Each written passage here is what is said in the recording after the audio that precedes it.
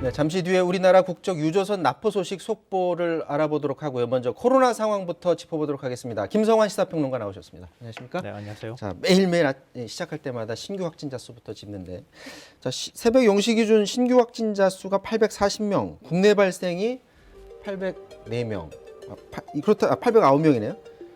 많이 줄었어요. 그렇다면은 감염 재생산 지수 이런 거 다 따져보면 확실하게 꺾이는 것으로 판단해도 될까요?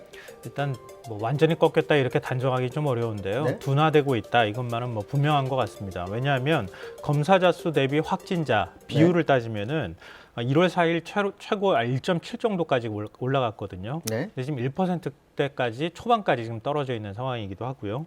감염 재생산 지수, 한 명이 몇 명을 감염시킬 수 있느냐 이 지수도 0.93에서 1까지 지금 많이 떨어진 상황입니다. 이게 높을 때는 1.4 넘게까지 올라갔거든요. 네. 그러니까 한 명이 한 명을 감염시키지 못하는 상황으로 지금 가고 있다. 그러니까 자연스럽게 숫자가 줄지 않겠습니까? 네. 네, 그리고 확진자 숫자 자체면은 규모 면에 있어서도 지난 한 주 동안 평균이 한 830명 정도가 되거든요. 약 계산하면. 네. 근데 그 직전 한 주에는 1000명이 넘었습니다. 근데 그걸로 봐도 전체적인 확진자 규모도 좀 줄어들고 있다. 이것만은 분명한 것 같습니다. 저는 수치가 줄어드는 것 보면서 국민들은 좀 희망적으로 좀 받아들일 수가 있는 것 같은데, 근데 저게 사실은 국민들 희생에서 나오는 수치들이잖아요. 네, 맞습니다. 자, 강화된 거리두기 계속 장기화되면서 제일 희생하시는 분들이 자영업자, 소상공인들 분들인데 이분들도 점점 힘들다고 지금 호소하고 있어요.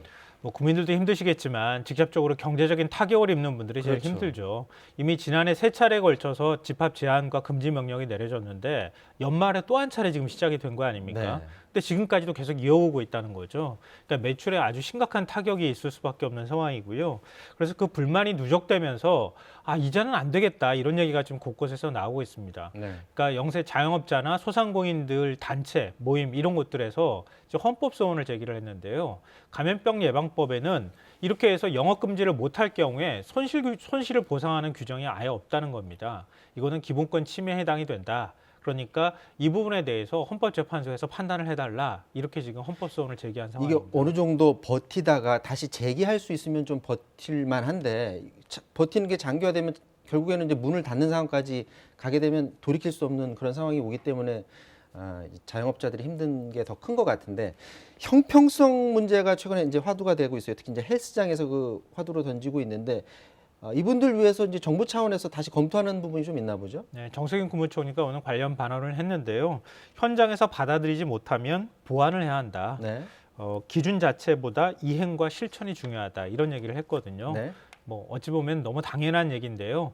근데 아직까지 방역 당국은 한 열흘 정도 시간은 보겠다 이렇게 얘기를 하고 있는데 네. 언제까지 그 시기를 좀 당길 수 있을지 요건 좀 지켜봐야 될 것 같긴 합니다. 근데 일단 현재 기준은 유지하되 다음번에 정부가 만약에 사회적 거리두기 단계를 발표할 때 그때는 아마 기준이 좀 보완될 가능성이 있어 보입니다. 네. 자, 코로나 상황 이 정도에서 마무리를 하고요.